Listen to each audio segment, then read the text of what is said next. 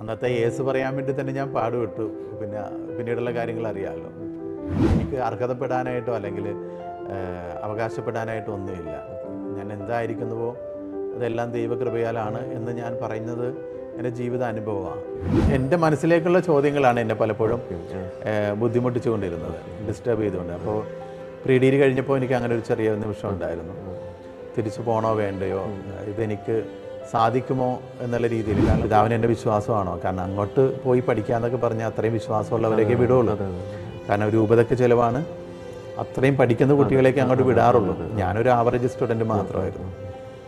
അപ്പോൾ അതുകൊണ്ടാണ് ഞാൻ ആ ചോദ്യം ചോദിച്ചത്, പിതാവിന് എൻ്റെ വിശ്വാസമാണോ?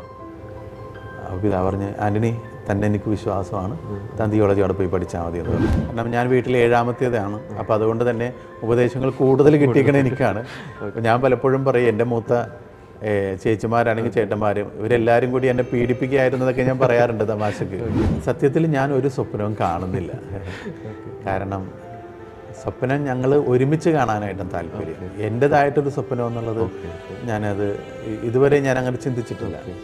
എനിക്ക് പറയാനായിട്ടുള്ളത്, എനിക്ക് വേണ്ടിയിട്ടും നിങ്ങളുടെ പ്രാർത്ഥനയിൽ എനിക്ക് വേണ്ടിയിട്ട് ഓർക്കണം, എന്നെ ഓർക്കണം, എനിക്ക് വേണ്ടി പ്രാർത്ഥിക്കണം എന്നുള്ളതാണ്.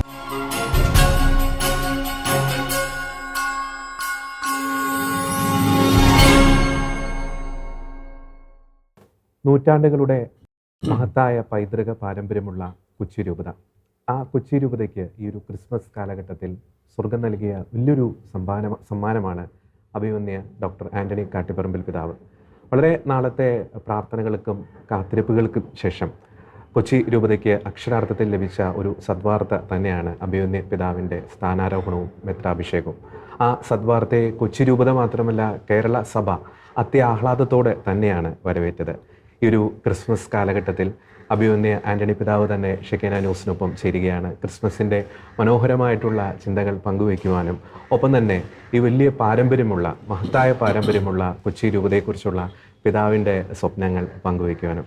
പിതാവ്, ഒത്തിരി സ്നേഹത്തോടെ ഈ ഒരു പ്രോഗ്രാമിലേക്ക് അങ്ങ് സ്വാഗതം ചെയ്യുകയാണ്. ഞാൻ നേരത്തെ സൂചിപ്പിച്ചതുപോലെ നൂറ്റാണ്ടുകളുടെ പാരമ്പര്യമുള്ള കൊച്ചി രൂപത, എനിക്കൊന്ന് കേരളത്തിലെ പല രൂപതകളുടെ ഒരു അമ്മ രൂപതയാണ് കൊച്ചി രൂപത. ആ രൂപതയുടെ നേതൃസ്ഥാനത്തേക്ക് ഇടയനായിട്ട് അങ്ങ് തിരഞ്ഞെടുക്കപ്പെടാൻ പോകുന്നു എന്നൊരു വാർത്ത ലഭിച്ചപ്പോൾ, അറിഞ്ഞപ്പോൾ അങ്ങയുടെ മനസ്സിലേക്ക് കടന്നു വന്ന ആ ഒരു ആദ്യത്തെ ചിന്തകളൊന്നും പങ്കുവയ്ക്കാം. ഞാൻ എപ്പോഴും പറയാറുണ്ട്, ഞാൻ ഒട്ടും പ്രതീക്ഷിച്ചിട്ടുള്ള ഒരു കാര്യമല്ല. പലരും എൻ്റെ പേര് പറയുകയും അതുപോലെ തന്നെ സ്വീകരിക്കണമെന്നൊക്കെ പറയുമ്പോഴും ചെയ്യുമ്പോൾ ഞാൻ എല്ലാവരെയും നിരുത്സാഹപ്പെടുത്തിയിട്ടേ ഉള്ളൂ. കാരണം എനിക്ക് എൻ്റേതായിട്ടുള്ള കുറച്ച് റീസൺസൊക്കെ ഉണ്ടായിരുന്നു. അതുകൊണ്ട് തന്നെ എന്നേലും ബെറ്ററായിട്ടുള്ള ഒരാൾ വരണം എന്ന രീതിയിൽ ഞാൻ ചിന്തിക്കുകയും അതിനുവേണ്ടി പ്രത്യേകം പ്രാർത്ഥിക്കുകയും ചെയ്യുമായിരുന്നു. പക്ഷെ ദൈവം എന്തുകൊണ്ടോ ആ ഒരു ചോദ്യം എന്നോട് തന്നെ ചോദിച്ചു. ആ സമയത്തൊക്കെ എനിക്ക് വളരെ ബുദ്ധിമുട്ടുള്ള സമയങ്ങളായിരുന്നു. അതിന് ദൈവം തന്നെ എന്നെ ശക്തിപ്പെടുത്തി. എല്ലാ രീതിയിലും എനിക്ക് അർഹതപ്പെടാനായിട്ടോ അല്ലെങ്കിൽ അവകാശപ്പെടാനായിട്ടോ ഒന്നുമില്ല. ഞാൻ എന്തായിരിക്കുന്നുവോ അതെല്ലാം ദൈവകൃപയാലാണ് എന്ന് ഞാൻ പറയുന്നത് എൻ്റെ ജീവിത അനുഭവമാണ്.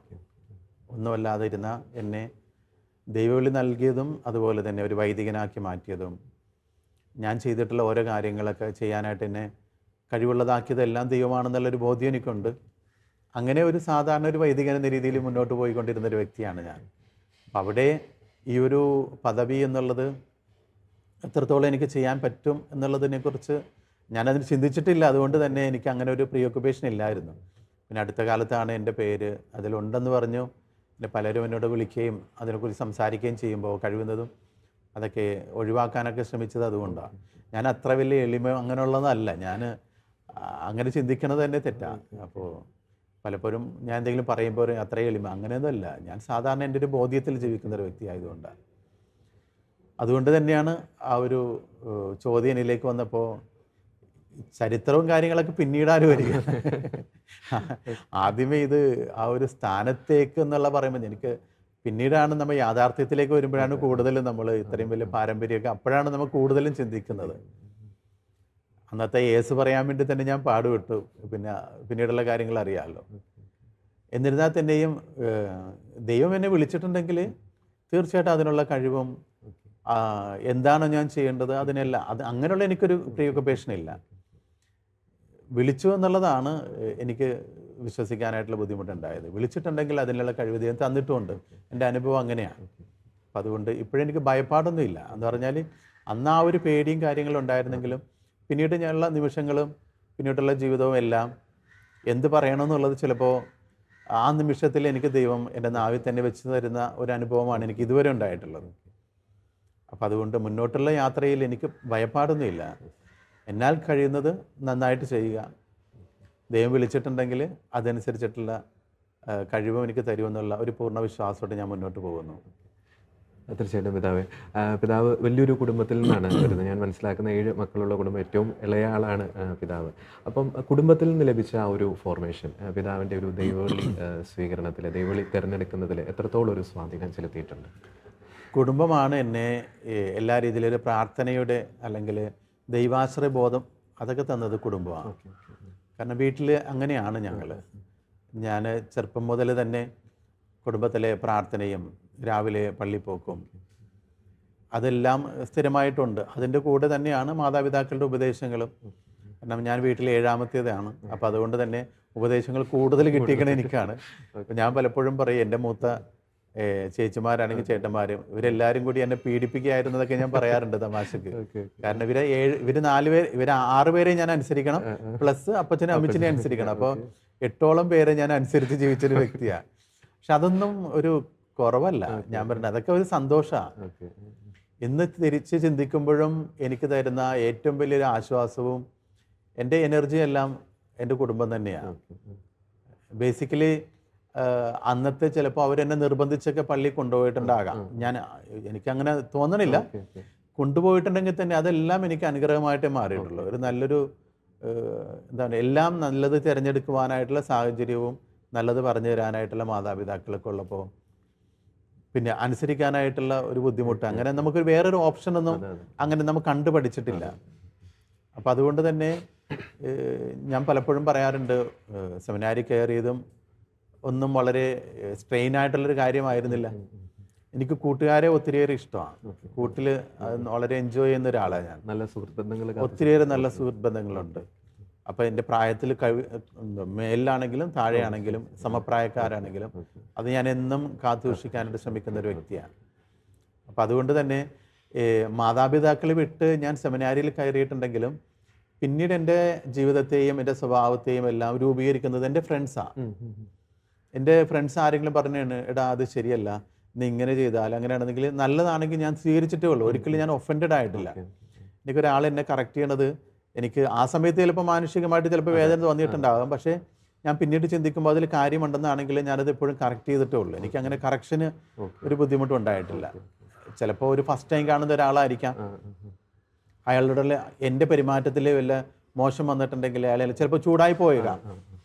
ഞാൻ ചിലപ്പോൾ പെരുമാറിയത് ചിലപ്പോൾ അദ്ദേഹത്തിന് ഇഷ്ടപ്പെട്ടുണ്ടായില്ല, അല്ലെങ്കിൽ അയാൾ പ്രതീക്ഷിച്ച ആൻസർ ആയിരിക്കില്ല ഞാൻ കൊടുത്തിരിക്കുന്നത്. ചിലപ്പോൾ ചൂടായി പോയി കഴിഞ്ഞാലും ചിലപ്പോൾ ഞാൻ ആ സമയത്ത് എങ്ങനെ പെരുമാറുമെന്ന് എനിക്കറിയില്ല. എന്നാൽ തന്നെ അത് ഞാൻ വീണ്ടും ചിന്തിക്കാറുണ്ട്, എന്തുകൊണ്ടായിരിക്കാം. അപ്പം ഞാൻ തന്നെ പറഞ്ഞ് ആശ്വസിക്കുന്ന ഒരു കാര്യം, അദ്ദേഹം അതുപോലൊരു സംസാരം എന്നിൽ നിന്ന് പ്രതീക്ഷിച്ചിട്ടുണ്ടാകില്ല. കാരണം നമുക്ക് എല്ലാവർക്കും അവരാഗ്രഹിക്കുന്ന പോലെ കൊടുക്കാൻ പറ്റില്ല. അപ്പോൾ അത് എന്നെ തന്നെ കറക്റ്റ് ചെയ്യണ ഒരു സംഭവമായിട്ട് ഞാനത് പലപ്പോഴും എടുക്കാറുണ്ട്.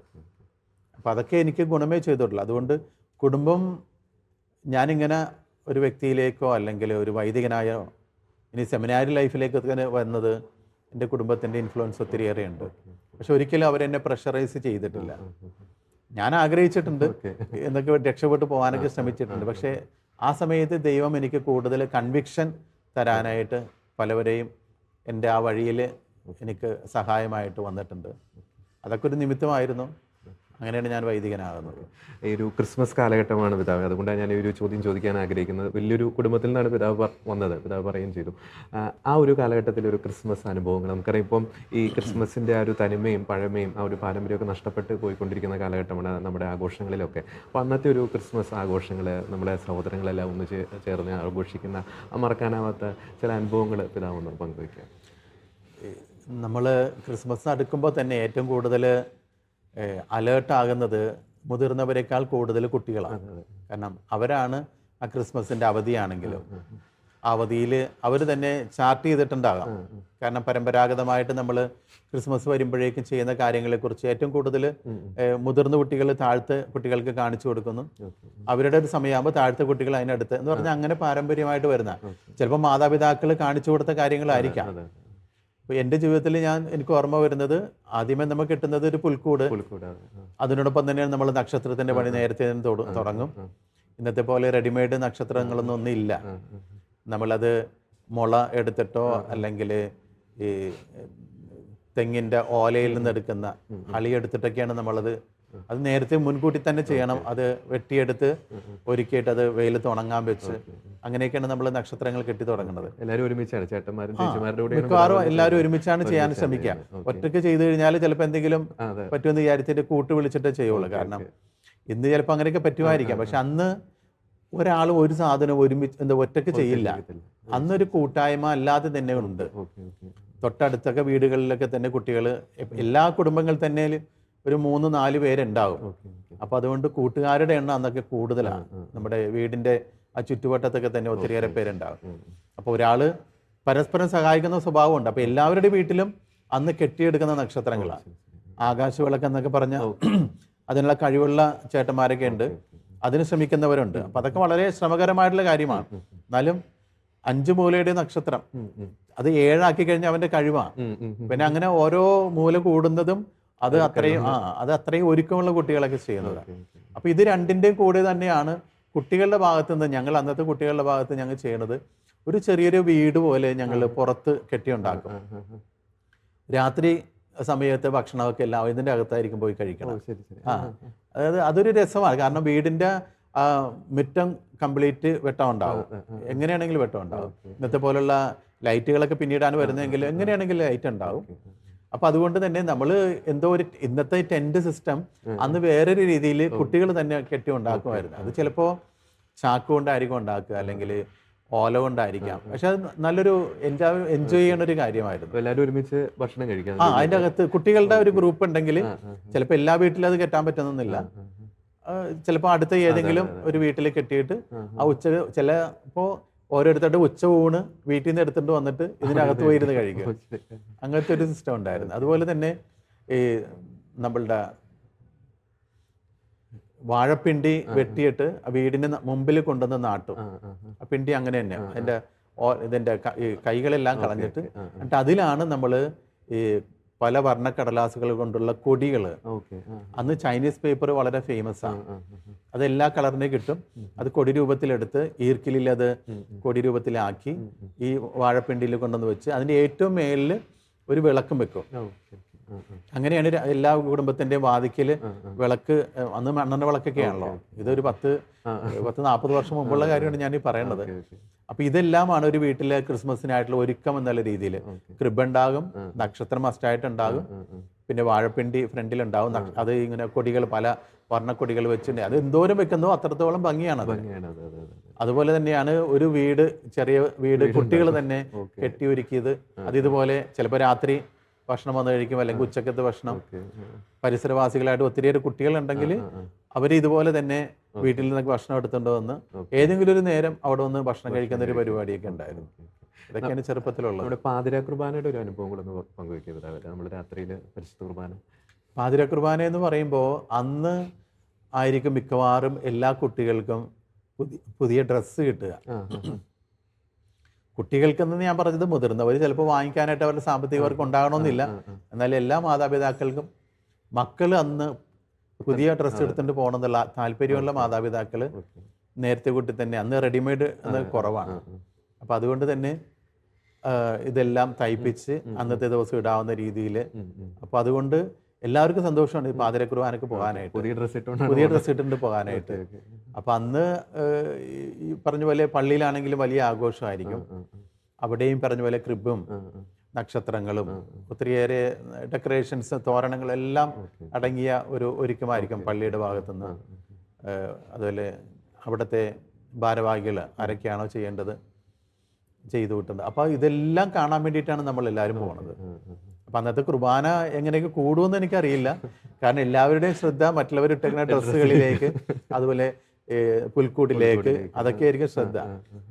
അന്നത്തെ കാലത്ത് മിക്കവാറും കുട്ടികൾ പാതിര കുർബാനക്ക് വരുമെങ്കിലും ആ ഉണ്ണി പിറന്നു കഴിഞ്ഞാൽ മിക്കവാറും എല്ലാവരും മയക്കത്തിലായിരിക്കും. കാരണം എല്ലാവരുടെയും ആകാംക്ഷ കഴിഞ്ഞു, ഉണ്ണി പിറന്നു കഴിഞ്ഞു. അത് ശേഷം പിന്നെ കുർബാന. പക്ഷെ മുതിർന്നവരൊക്കെ വളരെ സീരിയസ് ആയിട്ട് എല്ലാം കണ്ട് അങ്ങനത്തെ ഒരു നല്ലൊരു ആഘോഷത്തിന്റെ നിമിഷമാണ്. പിതാവ് നേരത്തെ ദൈവവിളി അനുഭവത്തെക്കുറിച്ച് പറഞ്ഞു.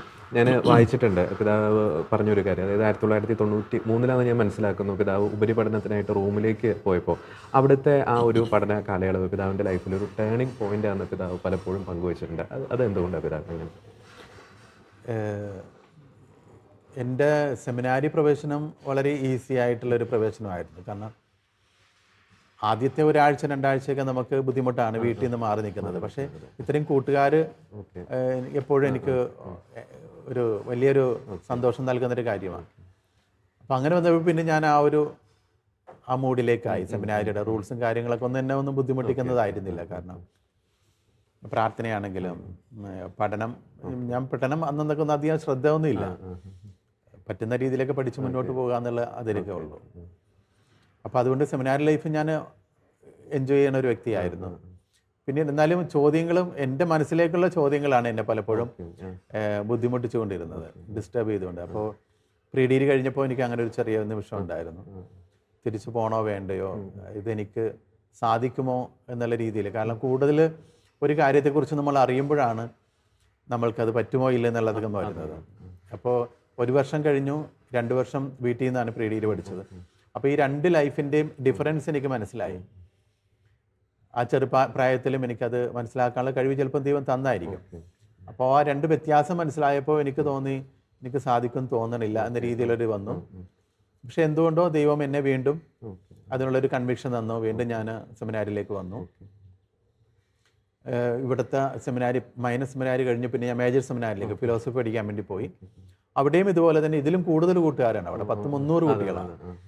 അപ്പോൾ അത് എനിക്ക് വളരെ സന്തോഷം നൽകുന്നൊരു കാര്യമായിരുന്നു. അപ്പോൾ അതും ഒരു കുഴപ്പമില്ലാണ്ട് 1-2 വർഷം കഴിഞ്ഞ് 3ാമത്തെ വർഷമായപ്പോൾ ഉടുപ്പിടുന്ന കാലമാണ്. എന്ന് പറഞ്ഞു കഴിഞ്ഞാൽ തിയോളജി പഠിക്കുന്ന സമയത്താണ് നമ്മൾ ലോഹ നമുക്ക് കിട്ടുന്നത്, വെസ്റ്റീഷനൊക്കെ നടക്കുന്നത്. അപ്പോൾ ലോഹയോടുള്ള ബഹുമാനവും വീണ്ടും നമുക്ക് ഈ പൗരോഹിത്യം എന്നുള്ളത് നമ്മൾക്ക് സാധിക്കുന്ന കാര്യമാണോ എന്നുള്ള സംശയവും എല്ലാം കൂടി എന്നെ വീണ്ടും ഒരു ചിന്തയിലേക്ക് കൊണ്ടുപോയി. ആ സമയത്ത് എനിക്ക് പറ്റാവുന്ന രീതിയിൽ ആരോടും പറയാതെ പിൻവാങ്ങാനൊക്കെ ഞാൻ നോക്കി. അങ്ങനെ നിൽക്കുന്ന സമയത്താണ് ആ വർഷത്തെ ക്രിസ്മസിൻ്റെ സെലിബ്രേഷനും ഒപ്പം കുരിയത്തിരുപിതാവിൻ്റെ കോൺസെക്രേഷൻ്റെ സെലിബ്രേഷനുമായിട്ട് ഞാൻ ഇവിടെ വരിക, ബിഷപ്സ് ഹൗസിൽ വരിക. അപ്പോൾ ഇവിടെ വരുമ്പോഴാണ് അപ്പോൾ എൻ്റെ ഫിലോസഫി തീരാറായി. അടുത്ത വർഷം ഞാൻ ഉടുപ്പിടണം, പിന്നെ തിയോളജിക്ക് വേണ്ടിയിട്ട് മംഗലപ്പുഴയിലേക്ക് പോകണം. അപ്പം അങ്ങനെ ഇവിടെ ഒരു രാത്രിയിൽ ഇവിടെ സെലിബ്രേഷൻ ഇവിടെ ഗ്രൗണ്ടിൽ നടക്കുകയാണ്. ഈ സ്റ്റെപ്പുകളാണ്. ആ സ്റ്റെപ്പിൽ ഇങ്ങനെ നിൽക്കുമ്പോഴാണ് എന്നെ ആരോ വന്ന് വിളിക്കണത്, പിതാവ് വിളിക്കുന്നു സംസാരിക്കാൻ എന്ന് പറഞ്ഞു. അപ്പം ഞങ്ങൾ ആ സമയത്ത് ഒരു 6ഓളം ബ്രദേഴ്സ് ഉണ്ട് തിയോളജിക്ക് പോകാനായിട്ടും വെസ്റ്റീഷനൊക്കെ വേണ്ടിയിട്ട് നിൽക്കുന്നത്. ആ സമയത്ത് പിതാവ് വിളിച്ചിട്ടും പറഞ്ഞു, ആൻ്റണി ഈ വർഷം ഫിലോസഫി തീരും അല്ലേ എന്ന് പറഞ്ഞു. ആ തീരും. ഞാൻ റീജൻസിയൊക്കെ ചോദിച്ചിട്ടുണ്ടായിരുന്നു.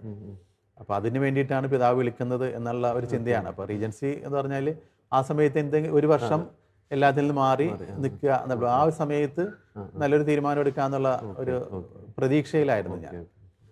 ആ സമയത്താണ് പിതാവ് വിളിച്ചിട്ടും പറയുക, തിയോളജി ആൻ്റണി ഇവിടെ പഠിക്കണ്ട, റോമിൽ പോയി പഠിച്ചാൽ മതി എന്ന് പറഞ്ഞു. അപ്പോൾ എൻ്റെ മനസ്സിൽ ഞാൻ കൊണ്ടുവന്ന് നടക്കണ ഒരു കാര്യം, അത് ആരോടും പറഞ്ഞില്ലെങ്കിൽ തന്നെയും പിതാവ് അത് ട്വിസ്റ്റ് ചെയ്ത് ഇവിടെ തന്നെ പഠിക്കണ്ട, റോമിൽ പോയി പഠിച്ചാൽ മതി എന്ന് പറഞ്ഞപ്പോൾ എനിക്കത് ഒട്ടും വിശ്വസിക്കാനും പറ്റുന്നില്ല. അപ്പം എൻ്റെ മനസ്സിലൊരു ചോദ്യമുണ്ട്, ഞാനിതിന് അർഹനാണോ അല്ലയോ എന്നുള്ള ചോദ്യം. അപ്പോൾ അത് അർഹത ഉണ്ട് എന്ന് പിതാവ് പറയുന്ന ഒരു വാക്കായിട്ട്, കാരണം ഞാൻ ആഗ്രഹിക്കുന്നതിലപ്പുറം ദൈവം എന്നെ കൊണ്ടുപോകുന്ന രീതിയിലുള്ള ഒരു ചോദ്യവും അതിൻ്റെ മറുപടിയാണ് പിതാവ് എനിക്ക് തന്നത്. അപ്പോൾ പിതാവിനോട് ഞാൻ ചോദിച്ചു, പിതാവിന് എൻ്റെ വിശ്വാസമാണോ? കാരണം അങ്ങോട്ട് പോയി പഠിക്കാന്നൊക്കെ പറഞ്ഞാൽ അത്രയും വിശ്വാസമുള്ളവരൊക്കെ വിടുള്ളൂ. കാരണം രൂപതയ്ക്ക് ചിലവാണ്, അത്രയും പഠിക്കുന്ന കുട്ടികളേക്ക് അങ്ങോട്ട് വിടാറുള്ളൂ. ഞാനൊരു ആവറേജ് സ്റ്റുഡൻറ്റ് മാത്രമായിരുന്നു. അപ്പം അതുകൊണ്ടാണ് ഞാൻ ആ ചോദ്യം ചോദിച്ചത്, പിതാവിന് എൻ്റെ വിശ്വാസമാണോ? അപ്പോൾ പിതാവ് പറഞ്ഞ്, ആൻ്റണി തന്നെ എനിക്ക് വിശ്വാസമാണ്, താൻ തിയോളജി അവിടെ പോയി പഠിച്ചാൽ മതി എന്ന് പറഞ്ഞു. അപ്പോൾ എൻ്റെ അതുവരെ ഉണ്ടായിരുന്ന ചോദ്യങ്ങൾക്കൊരു ഉത്തരമായിട്ടാണ് ഞാനത് കണ്ടത്. അതുകൊണ്ട് തന്നെ അവിടെ പോയിട്ട് പിന്നെ എൻ്റെ ലൈഫ് സ്റ്റൈൽ മാറുകയാണ്, പഠനത്തിൻ്റെ സിസ്റ്റം മാറുകയാണ്. പിന്നീട് ഒരു മത്സര ബുദ്ധിയോടുള്ള ഒരു പഠനമായിരുന്നു അവിടെ വെച്ച്. അതുവരെ ഞാൻ അങ്ങനത്തെ ഒരു പഠിക്കാൻ പറ്റുമോ എന്നുള്ള കഴിവ് എനിക്ക് ഉണ്ടോ എന്ന് പോലും എനിക്കറിയില്ലായിരുന്നു. എനിക്കൊന്നും വളരെ വലിയ സ്വാതന്ത്ര്യം എന്നൊരു അറ്റ്മോസ്ഫിയർ ആയിരുന്നു തോന്നുന്നല്ലേ അവിടെ സ്വാതന്ത്ര്യത്തിൽ കൂടുതലാണ്. നമ്മളിവിടെ ചിന്തിക്കുന്നതിനും അപ്പുറമുള്ളൊരു സ്വാതന്ത്ര്യമാണ്. അപ്പോൾ അതുകൊണ്ട് തന്നെ നമ്മളാണ് നമ്മളെ ഫോം ചെയ്യേണ്ടത്. സാഹചര്യങ്ങൾ നമുക്കെതിരാണ്. ഒരു വൈദികനാകാനായിട്ടുള്ള ആ ഒരു ചിട്ടപ്പെടുത്തലോ ഒരു അറ്റൻഷനോ മറ്റുള്ളവർ തരണമെന്നില്ല. നമ്മൾക്ക് വേണമെങ്കിൽ പഠിക്കാം, അല്ലെങ്കിൽ വേണ്ട. പള്ളിയിൽ പോകാം, അല്ലെങ്കിൽ പോകണ്ട. ഭക്ഷണം കഴിക്കാം, അല്ലെങ്കിൽ കഴിക്കേണ്ട. മുറിയിൽ തന്നെ ഇരിക്കാം. രാത്രി 10 മണിക്കോ ആണ് നമ്മൾ തിരിച്ചു കയറേണ്ടത്. താല്പര്യമില്ലെങ്കിൽ കയറണ്ട, പിറ്റേ ദിവസം രാവിലെ എങ്ങനെയാണെങ്കിൽ. അപ്പോൾ അതുപോലെ അത്രത്തോളം സ്വാതന്ത്ര്യമാണ്. അപ്പോൾ അവിടെ നമ്മളെ ചിട്ടപ്പെടുത്തുക. അപ്പോൾ എല്ലാ സ്വാതന്ത്ര്യവും തന്നിട്ട് പറഞ്ഞാണ് നീ തന്നെ ഫോം ചെയ്യാന്ന് പറയുമ്പോൾ അവിടെയാണ് നമ്മൾ യഥാർത്ഥത്തിൽ ഞാൻ ആരാണെന്നുള്ളൊരു ചോദ്യം നമ്മളോട് തന്നെ ചോദിക്കുക. അപ്പോൾ ആ ചോദ്യങ്ങളൊക്കെ ഒത്തിരിയേറെ ചോദിച്ചു. അതിൻ്റെ ഫലമായിട്ട് നന്നായിട്ട് മുന്നോട്ട് പോകാൻ പറ്റി. എന്തിനാണ് ഞാൻ റോമിൽ വന്നതെന്നുള്ള തിരിച്ചറിവുണ്ടായി. എന്തുകൊണ്ട് പിതാവ് എന്നെ നോക്കി പറഞ്ഞു, ആൻ്റണി എനിക്ക് തന്നെ വിശ്വാസമാണെന്ന് പറഞ്ഞു. അപ്പോൾ പിന്നെ ആ വിശ്വാസം കാക്കാനായിട്ടും വിളിച്ച ദൈവത്തിനോടുള്ള വിശ്വസ്ത പാലിക്കുവാനായിട്ടുള്ള ഒരു ജീവിതമായിരുന്നു പിന്നീട് പോയത്. പിതാവിൻ നമ്മൾ പറഞ്ഞതുപോലെ നൂറ്റാണ്ടുകളുടെ പാരമ്പര്യമുള്ള കൊച്ചി രൂപത 55ാമത്തെ വയസ്സിൽ ആ രൂപതയുടെ ഇടയനായിട്ട് അങ്ങ് തിരഞ്ഞെടുക്കപ്പെടുന്നു. ദൈവം അനുവദിക്കുകയാണെങ്കിൽ ഏകദേശം 2 പതിറ്റാണ്ടോളം രൂപതയെ നയിക്കും. അങ്ങേക്ക് ഭാഗ്യം ലഭിക്കും. വലിയ വലിയ ഉത്തരവാദിത്തങ്ങൾ ദൈവം അങ്ങേ ഏൽപ്പിക്കാനുള്ള വലിയൊരു സാധ്യതയുണ്ട്. അപ്പോൾ ഈ ഒരു നിമിഷത്തിൽ ഈ കൊച്ചി രൂപതയെക്കുറിച്ചുള്ള അങ്ങയുടെ ഒരു സ്വപ്നങ്ങളൊന്നും പ്രേക്ഷകരുമായിട്ട് പങ്കുവയ്ക്കാം. സത്യത്തിൽ ഞാൻ ഒരു സ്വപ്നവും കാണുന്നില്ല. കാരണം സ്വപ്നം ഞങ്ങൾ ഒരുമിച്ച് കാണാനായിട്ടും താല്പര്യം. എൻ്റെതായിട്ടൊരു സ്വപ്നം എന്നുള്ളത് ഞാനത് ഇതുവരെ ഞാൻ അങ്ങനെ ചിന്തിച്ചിട്ടില്ല. ഞങ്ങൾ ഓൾറെഡി അച്ഛന്മാരുമായിട്ട് ഒരു ഒത്തുവാസം എന്ന രീതിയിൽ എല്ലാവരും ഒരുമിച്ച് കൂടി ഒരു ദിവസം, അതായത് ഒരു ഈവനിങ്ങിൽ സ്റ്റാർട്ട് ചെയ്തിട്ട് പിറ്റേ ഈവനിങ്ങിൽ പിരിഞ്ഞു പോകുന്ന രീതിയിൽ. അതായത് ഓരോരുത്തർക്കും അവരവരുടെ പള്ളികളുണ്ട്, ഉത്തരവാദിത്തങ്ങളുണ്ട്. എന്നിരുന്നാലും ജനുവരി മാസത്തിൽ ഞങ്ങളൊരു ഡേറ്റ് ഫിക്സ് ചെയ്തിട്ടുണ്ട്. എല്ലാ വർഷവും ഇല്ല, ഇതിപ്പോൾ ഞാൻ ചെയ്യണതാണ്. പണ്ട് പിതാക്കന്മാർ ചെയ്തിട്ടുള്ള കാര്യമുണ്ട്, പുതിയ കാര്യമൊന്നുമല്ല. പണ്ട് പിതാക്കന്മാർ ചെയ്തിട്ടുള്ള കാര്യം തന്നെയാണ്. അപ്പം ഞാൻ എൻ്റെ സ്വപ്നമല്ല, ഞാൻ ഉദ്ദേശിക്കുക എന്താണ് നമ്മുടെ കൊച്ചു രൂപതയിൽ നമ്മൾ ചെയ്യേണ്ട കാര്യങ്ങൾ, എവിടേക്കാണ് നമുക്ക് പോരായ്മ ഉള്ളത്, എവിടേക്കാണ് നന്നാക്കേണ്ടത്, എന്താണെന്ന് വെച്ചാൽ അച്ഛന്മാർക്ക് തുറന്ന് സംസാരിക്കാം. അത് ഞങ്ങളിപ്പോൾ 165ഓളം അച്ഛന്മാരുണ്ട്. എല്ലാവരും ഇവിടെ സ്ഥലത്തില്ല. ഒത്തിരിയേറെ അച്ഛന്മാർ 35-36 അച്ഛന്മാർ വിദേശത്ത് ജോലി ചെയ്യുന്നുണ്ട്. പ്രായമായിട്ടുള്ള അച്ഛന്മാരുണ്ട്. എന്നാൽ തന്നെയും മെജോറിറ്റി ഇവിടെ സർവീസ് ചെയ്യുന്നവരാണ്. അപ്പോൾ എല്ലാവരും വരണമെന്നുള്ളതാണ് താല്പര്യം. അപ്പോൾ എല്ലാവരും വരും. അതെല്ലാവർക്കും താമസിക്കാവുന്ന സൗകര്യം നമുക്കുണ്ട്. എല്ലാവരും ഇവിടെ താമസിച്ചു നമ്മൾ വേണ്ട ചർച്ചകൾ നടത്തി എന്താണ് നമ്മുടെ ഭാവി പരിപാടി എന്ന് തീരുമാനിച്ച് എല്ലാവരും കൂടെ ഒരുമിച്ച് ഒരു സ്വപ്നം കാണാനായിട്ടാണ് ഞാൻ ആഗ്രഹിക്കുന്നത്. സിനഡാലിറ്റി അല്ലേ? അത് തന്നെ. പുതിയതല്ല ഇങ്ങനെ ഇതാണ് സിനഡാലിറ്റി, അല്ലെങ്കിൽ നേരത്തെ തന്നെ പിതാക്കന്മാർ ചെയ്തിട്ടുള്ളൊരു കാര്യമാണ്. അപ്പം അത് ഒന്ന് എല്ലാവരും കൂടി ആലോചിച്ചിട്ട് എങ്ങനെ മുന്നോട്ട് പോകണം എന്നതിന് ചിന്തിക്കാൻ വേണ്ടിയിട്ടുള്ളതാണ്. അപ്പോൾ ഒരുമിച്ച് സ്വപ്നം കാണാം എന്നുള്ളതാണ് എൻ്റെ താല്പര്യം. പിതാവ്, ഒരു ചോദ്യം കൂടി ചോദിക്കാൻ ആഗ്രഹിക്കും. നമുക്കറിയാം ഈ കാലഘട്ടത്തിൽ യുവജനങ്ങളെ സഭയോട് ചേർത്ത് നിർത്തുക എന്നുള്ള വലിയൊരു വെല്ലുവിളി നിറഞ്ഞ കാലഘട്ടമാണ്. സാമൂഹ്യ മാധ്യമങ്ങൾ, നിരീശ്വരവാദം, അങ്ങനെ പല പ്രശ്നങ്ങളുമുണ്ട്. പിന്നെ വിദേശ കുടിയേറ്റം, പലപ്പോഴും നമ്മുടെ യുവജനങ്ങളൊന്നും നാട്ടിലില്ല. അപ്പോൾ ആ ഒരു സാഹചര്യത്തിൽ യുവജനങ്ങളെ ഈശോയുടെ സഭയോട് ചേർത്ത് നിർത്തുവാൻ പിതാവിൻ്റെ മനസ്സിൽ തോന്നുന്ന ആശയങ്ങൾ എന്തൊക്കെയാണ്? ശരിയാണ്. യുവജനങ്ങൾ അവരാണ് നമ്മുടെ മുന്നോട്ടുള്ള യാത്രയിൽ, സഭയുടെ യാത്രയിൽ സഭയെ കൊണ്ടുപോകേണ്ട വ്യക്തികളാണ്. നമ്മളൊക്കെ നല്ല വിശ്വാസമുള്ള കുടുംബത്തിൽ നല്ല മാതാപിതാക്കന്മാരുടെ ആ ശിക്ഷണത്തിലേക്ക് നമ്മൾ ജീവിച്ചു. അപ്പോൾ അതുകൊണ്ട് നമ്മൾ ഇവിടം വരെയൊക്കെ ആയി എന്ന് പറയാം. പക്ഷേ നമ്മൾക്ക് ശേഷം വരുന്നവരെ നമ്മൾ വളരെ കെയർഫുള്ളായിട്ട് വിശ്വാസപരമായ കാര്യത്തിലാണെങ്കിലും സാമൂഹികപരമായിട്ടുള്ള കാര്യത്തിലാണെങ്കിലും അതിനേക്കാൾ ഉപരി ഒരു കുടുംബത്തെ അവരായിട്ട് സൃഷ്ടിക്കേണ്ട കുടുംബങ്ങളെക്കുറിച്ചുള്ള കാര്യമാണെങ്കിലും വളരെ വളരെ താല്പര്യത്തോടും ശ്രദ്ധയോടും കൂടി കൊണ്ടുപോകേണ്ട കാര്യമാണ്.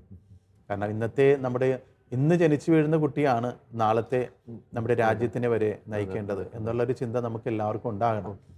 അതുകൊണ്ട് തന്നെ പള്ളിയിൽ യുവാക്കളുടെയും യുവതികളുടെയും കുറവ്, അല്ലെങ്കിൽ യൂണിറ്റുകളിലുള്ള കുറവ്, കുടുംബത്തിൽ തന്നെയുള്ള പ്രാർത്ഥനയുടെ സമയത്ത് ഈ മക്കളുടെ കുറവ്, ഇതെല്ലാം വലിയ കുറവ് തന്നെയാണ്. സഭയെ സംബന്ധിച്ചിടത്തോളം അതൊക്കെ വളരെ വലിയ ചലഞ്ചാണ്.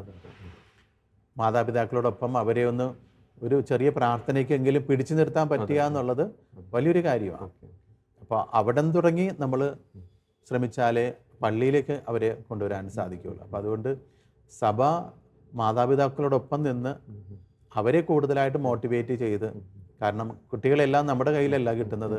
ഫസ്റ്റ് അതെല്ലാം പഠിപ്പിക്കേണ്ടതും എല്ലാ രീതിയിലും അവരെ ഒരുക്കേണ്ടതെല്ലാം മാതാപിതാക്കളാണ്. പക്ഷെ അവരുടെ മാത്രം ഉത്തരവാദിത്വമല്ല, സഭയ്ക്കുണ്ട് അതിനുള്ള ഉത്തരവാദിത്തങ്ങൾ. അപ്പോൾ രണ്ടു കൂട്ടരും യോജിച്ച് വളരെ ശ്രദ്ധയോടെ കാര്യങ്ങൾ ചെയ്താലേ നമ്മുടെ മക്കളെ വിശ്വാസത്തിൽ വളർത്താനും അതുപോലെ സഭയോട് അടുപ്പിച്ച് നിർത്താനൊക്കെ സാധിക്കുള്ളൂ. അത് വലിയൊരു ചലഞ്ചാണ്. അതിന് എന്നാൽ കഴിയുന്നത്, അല്ലെങ്കിൽ എൻ്റെ വൈദികരാൽ കഴിയുന്നത് എല്ലാം ഞങ്ങൾ ചെയ്യുന്നതാണ്. പിതാവ് വലിയൊരു ഉത്തരവാദിത്തം ഏറ്റെടുക്കുന്ന ഈ ഒരു നിമിഷത്തിൽ പിതാവിന് വ്യക്തിപരമായിട്ട് പ്രേക്ഷകരോട് എന്താണ് പറയാനുള്ളത്? പ്രത്യേകിച്ച് പ്രാർത്ഥിക്കണം, ആ രീതിയിലുള്ളൊരു ആഹ്വാനം നൽകാൻ പിതാവ് ഉദ്ദേശിക്കുന്നുണ്ട്. തീർച്ചയായിട്ടും എനിക്ക് പറയാനായിട്ടുള്ളത്, എനിക്ക് വേണ്ടിയിട്ടും നിങ്ങളുടെ പ്രാർത്ഥനയിൽ എനിക്ക് വേണ്ടിയിട്ട് ഓർക്കണം, എന്നെ ഓർക്കണം, എനിക്ക് വേണ്ടി പ്രാർത്ഥിക്കണം എന്നുള്ളതാണ്. കാരണം നമ്മളാരും ജനിക്കുമ്പോൾ തന്നെ എന്തെങ്കിലുമൊക്കെ ആയി മാറുന്നവരല്ല, ആയിത്തീരുന്നവരാണ്. എന്ന് പറഞ്ഞ പോലെ എന്നെ ഓർക്കണമെന്ന് ഞാൻ പറയുമ്പോൾ ഞാൻ പറയും, നിങ്ങളുടെ ഓരോരുത്തരുടെയും കുടുംബത്തിലെ മക്കളെയും അതുപോലെ പ്രാർത്ഥനയിൽ ഓർക്കണം. എല്ലാ മാതാപിതാക്കളും ഓർക്കുമെന്നറിയാം. ഓർക്കുക എന്ന് പറയുന്നത് അവർക്ക് എന്തെങ്കിലും കുറവുള്ളത് കൊണ്ടോ അല്ല അവർ മോശക്കാരായതുകൊണ്ടോ അല്ല. നമ്മളുടെ പ്രാർത്ഥന എന്നുള്ളത്, ഒരു പ്രാർത്ഥിക്കുന്ന വ്യക്തി എന്ന് പറയുമ്പോൾ തന്നെ ആ വ്യക്തിക്ക് ദൈവമായിട്ട് കണക്ഷനുണ്ട്. ഒരാൾക്ക് വേണ്ടി നമ്മൾ പ്രാർത്ഥിക്കാമെന്ന് നമ്മൾ പലപ്പോഴും പറയാറുണ്ട്. പ്രാർത്ഥന ചോദിക്കുന്നവരുണ്ട്. പ്രാർത്ഥിക്കണമെന്ന് പറയുമ്പോൾ പ്രാർത്ഥിക്കുക എന്ന് പറയും. പക്ഷെ പലപ്പോഴും ആ വാക്കുകൾ മാത്രമായിട്ട് മാറാറുണ്ട്. നമ്മളപ്പോൾ തന്നെ അത് മറന്നു പോകും. ആവശ്യക്കാരൻ ചോദിച്ചുകൊണ്ടേയിരിക്കും. പ്രാർത്ഥിക്കുക എന്ന് പറയുന്നത് ദൈവമായിട്ട് നമ്മളോട് കണക്ഷനുണ്ട്. ആ ദൈവത്തോട് എനിക്ക് വേണ്ടിയിട്ട് ഒരു മാധ്യസ്ഥം എന്നുള്ളതാണ് പ്രാർത്ഥനയോട് ഉദ്ദേശിക്കുക. അപ്പോൾ അത് തന്നെ പ്രാർത്ഥിക്കണമെന്ന് പറയാനായിട്ടുള്ള ഒരു വ്യക്തിയുടെ താല്പര്യമില്ല. ആ ചോദ്യം തന്നെ ആ വ്യക്തിക്കും ദൈവത്തിൽ വിശ്വാസമുണ്ട്. അപ്പോൾ രണ്ട് വിശ്വാസങ്ങൾ ഒരുമിച്ച് ചേരുന്ന ഒരു നിമിഷമാണ് പ്രാർത്ഥിക്കണമെന്ന് പറയുന്നതും പ്രാർത്ഥിക്കാമെന്ന് പറയുന്നതും. അപ്പോൾ അത് ആശ്രയബോധം കൂടിയാണത്. എന്നെ കൊണ്ട് സാധിക്കില്ല, എന്നാൽ എന്നെ സൃഷ്ടിച്ച ദൈവത്തിന് അത് സാധിക്കും എന്നുള്ള ഒരു ബോധ്യമാണ്. ഇത് തന്നെയാണ് വിശ്വാസം. വളരെ സിമ്പിളായിട്ട് പറഞ്ഞു കഴിഞ്ഞാൽ ഇതാണ് വിശ്വാസം. ആ ഒരു ആശ്രയബോധം ഉണ്ടാകുക. മക്കൾക്ക് ദൈവത്തിലേക്ക് ഒരു ആശ്രയബോധം ഉണ്ടാക്കാനായിട്ട് മാതാപിതാക്കൾക്ക് പറ്റിയാൽ അത് തന്നെയാണ് ഏറ്റവും വലിയ വിശ്വാസം. കാരണം ഞാൻ നല്ല പഠിച്ചവനാണ്, എനിക്ക് കഴിവുണ്ട്, എനിക്ക് ആരോഗ്യമുണ്ട്, എനിക്ക് ഉദ്യോഗമുണ്ട്, ശമ്പളം ഉണ്ടെന്ന് ചിന്തിച്ചു പോയാൽ തീർന്നു. അതെല്ലാം ഒരു നിമിഷം കൊണ്ട് നമുക്ക് നഷ്ടപ്പെടാം. എന്നാൽ പ്രാർത്ഥിക്കണമേ എന്നുള്ള ചോദ്യത്തിലുണ്ട് ദൈവത്തിൽ എനിക്ക് വിശ്വാസമുണ്ട്, ആ ദൈവാനുഗ്രഹം ഇല്ലാണ്ട് എനിക്ക് മുന്നോട്ട് പോകാൻ പറ്റില്ല എന്നുള്ള അർത്ഥത്തിലാണ് ഞാൻ പറയണത്. ആരൊക്കെ ആയാലും ദൈവാനുഗ്രഹം ഇല്ലെങ്കിൽ നമ്മൾക്കൊന്നും ചെയ്യാൻ പറ്റില്ല. അതുതന്നെയാണ് എൻ്റെ ആപ്തവാക്യം. ഞാൻ എന്തായിരിക്കുന്നുവോ അത് ദൈവകൃപയാലാണ്. പിതാവ്, ഷെക്കിന ന്യൂസിൻ്റെ പ്രേക്ഷകർക്കായിട്ടൊരു ക്രിസ്മസ് ആശംസ പിതാവ് ഒന്ന് പറഞ്ഞു. ഇന്നത്തെ കാലത്ത് ഒരു ക്രിസ്മസിൻ്റെ അറ്റ്മോസ്ഫിയർ നമുക്കൊന്ന് ഉണ്ടാക്കിയെടുക്കാനായിട്ട് ഒരു ദിവസം ഒരു മണിക്കൂർ നമ്മൊന്ന് ഷോപ്പിങ്ങിന് പോയാൽ മതി. ഒരു മണിക്കൂറത്തെ ഷോപ്പിംഗ് കൊണ്ട് നമുക്കൊരു ക്രിസ്മസ് സെലിബ്രേഷൻ നടത്താനായിട്ട് സാധിക്കും. ക്രിബ് കിട്ടും, നക്ഷത്രങ്ങൾ കിട്ടും, റെഡിമെയ്ഡ് ഭക്ഷണം കിട്ടും, റെഡിമെയ്ഡ് വസ്ത്രങ്ങൾ കിട്ടും, ആഘോഷത്തിന് ആവശ്യമായിട്ടുള്ള എല്ലാം കിട്ടും. ഒരു ദിവസം നമുക്ക് ക്രിസ്മസ് അടിച്ചു പൊളിക്കാം. പക്ഷെ ക്രിസ്മസ് എന്നുള്ളത് ഈ അടിച്ചുപൊളിയല്ല, ഒരു മണിക്കൂർ കൊണ്ടുള്ള ഷോപ്പിംഗ് അല്ല, അതൊരു ജീവിതമാണ്. ക്രിസ്തു നമ്മുടെ ഹൃദയത്തിലില്ല എങ്കിൽ ക്രിസ്മസ് ആകില്ല എന്ന് നമുക്ക് വളരെ വ്യക്തമായിട്ട് അറിയാം. അതായത് ഉണ്ണിയേശു ഇല്ലാതെ എന്ത് ക്രിസ്മസ്? നമ്മൾ ആർക്ക് വേണ്ടിയിട്ടാണോ കാത്തിരിക്കുകയും ഒരുങ്ങുകയും അതൊരാഘോഷമായിട്ട് മാറ്റാനായിട്ട് ആഗ്രഹിക്കുകയും ചെയ്യുന്നുവോ ആ വ്യക്തി നമ്മുടെ ഹൃദയത്തിൽ ഇല്ല എങ്കിൽ നമ്മൾ കാട്ടിക്കൂട്ടുന്നതെല്ലാം പുറമേയുള്ള ആഘോഷങ്ങളും പുറമേയുള്ള സന്തോഷങ്ങളും, കഴിച്ചാൽ അത് അന്നത്തെ തന്നെ ദിവസം തന്നെ അതിൻ്റെ ടേസ്റ്റ് മാറുന്ന ഭക്ഷണങ്ങളും ഈ വസ്ത്രങ്ങളെല്ലാം തീർന്നു പോവുകയാണ്. അതിനൊക്കെ ഒരു കാലഘട്ടമുണ്ട്, കുറച്ച് മാസങ്ങളുണ്ട്, അത് കഴിയുമ്പോൾ അതിൻ്റെ പുതുമ നഷ്ടപ്പെടും. പക്ഷേ ക്രിസ്തു എന്നുള്ളത് എന്നും നമ്മുടെ ഹൃദയത്തിൽ ഉണ്ടാകേണ്ട ഏറ്റവും വലിയ ഒരു അനുഗ്രഹമായിരിക്കണം. ആ അനുഗ്രഹത്തെ നഷ്ടപ്പെടുത്തിക്കൊണ്ട് ഒരു ക്രിസ്മസ് ആഘോഷിക്കുവാൻ നമുക്ക് സാധിക്കില്ല. അപ്പോൾ അതുകൊണ്ട് ക്രിസ്മസ് എന്നുള്ളത് ഉണ്ണിയേശുവിൻ്റെ ഹൃദയത്തിൽ പിറക്കുന്നുണ്ടോ എന്ന് നമ്മോട് തന്നെ ചോദിക്കേണ്ട ഒരു നിമിഷമാണ്. ആ നിമിഷം സത്യസന്ധതയോടുകൂടെ നല്ലൊരു മറുപടി പറയാനായിട്ടുള്ള ദൈവം എൻ്റെ ഹൃദയത്തിലുണ്ട് എന്ന് പറയത്തക്ക രീതിയിലുള്ള ഒരു ജീവിതവും ഒരുക്കവുമായിട്ട് നമുക്ക് മാറ്റാം. അതിന് ഇത്തിരി വിട്ടുവീഴ്ച ചെയ്യണം, ക്ഷമിക്കണം, കൂടെ ചേർക്കണം. അതുപോലെ തന്നെ ഒരുമിച്ച് നിന്നുകൊണ്ട് ആഘോഷിക്കുവാനും സാധിക്കണം. ഒറ്റയ്ക്ക് ക്രിസ്മസ് ആഘോഷിക്കുന്നതിൽ യാതൊരു അർത്ഥവുമില്ല. കൂട്ടുകൂടി ആഘോഷിക്ക്. ആ ആഘോഷങ്ങളെല്ലാം 10 മടങ്ങായിട്ട് വലിയ സന്തോഷത്തിൻ്റെയും ബന്ധങ്ങളുടെയും നിമിഷങ്ങളായിട്ട് മാറ്റാൻ നമുക്ക് സാധിക്കും. അതിന് നിങ്ങൾക്ക് സാധിക്കട്ടെ എന്ന് ഞാൻ ആശംസിക്കുന്നു, ഒപ്പം പ്രാർത്ഥിക്കുകയും ചെയ്യുന്നു. എല്ലാവർക്കും നല്ലൊരു ക്രിസ്മസ് ആഘോഷത്തിനും എല്ലാവിധ ദൈവിക അനുഗ്രഹങ്ങൾക്കും വേണ്ടി ഞാനും പ്രാർത്ഥിക്കുന്നതാണ്. വളരെ നന്ദി പിതാവേ. വളരെ തിരക്ക് പിടിച്ചത് ഞങ്ങളാണെന്നറിയാം, പക്ഷേ ആ സമയത്തും പിതാവിൻ്റെ വിലയേറിയ സമയം ഷെക്കിന ന്യൂസുമായിട്ട് പങ്കുവച്ചതിന് പിതാവിൻ്റെ എല്ലാ ശുശ്രൂഷകൾക്കും, എല്ലാ പ്രാർത്ഥനകളും, എല്ലാ ആശംസകളും, ഷെക്കിന ന്യൂസിൻ്റെ എല്ലാ ആശംസകളും. Thank you very much.